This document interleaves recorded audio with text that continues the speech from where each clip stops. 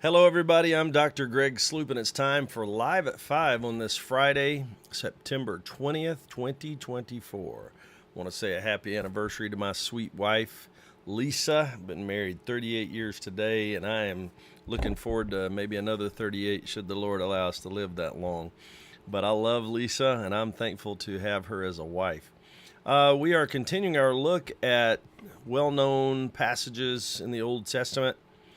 Today's is kind of I find that in the latter part of Exodus, there's a lot of restatement of the Ten Commandments. Moses makes sure that everyone has that reinforced as he's speaking to them and writing the thoughts that he wants them to have while he's there and while he's gone. So Moses is reiterating something here in chapter 35, the first three verses. It's a short passage, really short passage, but he talks about Sabbath regulations. He says, "Then Moses gathered all the congregation of the children of Israel together and said to him, 'These are the words which the Lord has commanded you to do.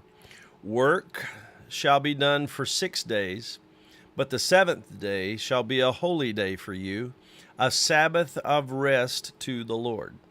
Whoever does any work on it shall be put to death. You shall kindle no fire throughout your dwellings on the Sabbath day.'" Now, this was the initial restriction of the Sabbath day. You don't work. You don't even light a fire. You simply rest and you remember God and you worship Him. Now, today we do our worship a little differently. We worship on the first day of the week, which is what we call the Day of the Lord or the Lord's Day. And that's because we're commemorating the resurrection of Jesus Christ that happened on a Sunday. But the idea of Sabbath is still a valid thing for us to think about, because a lot of times we turn into, and I'm guilty of this at times, we turn into workaholics. We turn into people that want to work every day of the week, and we end up not even wanting to give up Sunday for the house of God. But I think that we need to understand that God intended for us to have times of rest. It doesn't always get to happen. It doesn't in my life. I don't always take a day off from everything every week. It'd be nice. Maybe when I'm retired, I'll get that kind of luxury. But right now, I got a lot of irons in the fire, and I don't always get that Sabbath day worked in each week. But tomorrow is Saturday. I take Saturday off from Live at 5. I try not to do too much, maybe do a few things around the house, but not do a whole lot when it comes to work unless we have an event or unless there is something specific going on that I need to be a part of. When you take time away, you can be fully present. When you have not been away, you cannot be fully present because your mind, your emotions, everything are looking for a break and you're not getting it. So it almost shuts down at times, or you become less productive. So you need to take a Sabbath break.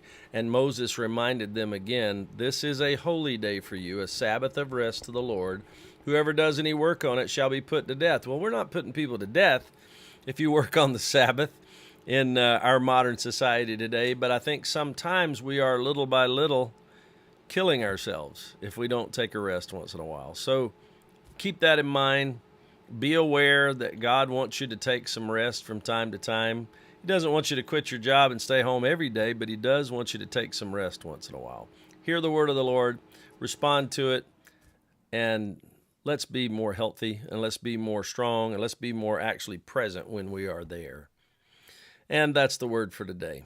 Thank you so much. Looking forward to having tomorrow off, and we'll be back with you on Sunday. We'll be back with you on Sunday for Sunday morning service at 10:30 a.m. right back here. Wherever you're watching me today, that's where we'll be for Sunday morning service from Kannapolis Church of God. I think it's going to be good. And then also Sunday evening at 5 p.m. Looking forward to seeing you then as well. So spend some time with God. It's the greatest thing you'll do all day, and it'll make a difference in your world. Know that we're praying for you, and I look forward to seeing each of you again Sunday morning at 10:30.